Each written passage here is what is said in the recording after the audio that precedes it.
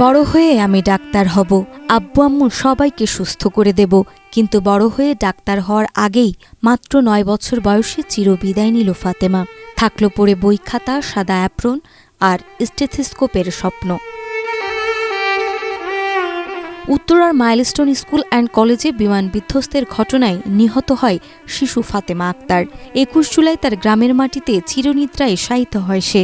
বাগেরহাটের চিলমারির কলাতলা ইউনিয়নের কুলিয়া গ্রামে জানাজা শেষে তাকে পারিবারিক কবরস্থানে দাফন করা হয়। ভোররাতে মরদেহ পৌঁছানোর সঙ্গে সঙ্গেই পুরো গ্রামে নেমে আসে শোকের ছায়া। ফাতেমাকে শেষবারের মতো এক নজর দেখতে ভিড় করেন আত্মীয় স্বজনসহ প্রতিবেশীরা। ফাতেমা ছিলেন কুয়েত প্রবাসী বনিয়ামিন ও গৃহিণী রূপা আক্তার দম্পতির বড় সন্তান। ৩ ভাই বোনের মধ্যে সবচেয়ে আদরের। ঢাকায় মা রূপার সঙ্গে থাকতেন ফাতেমা।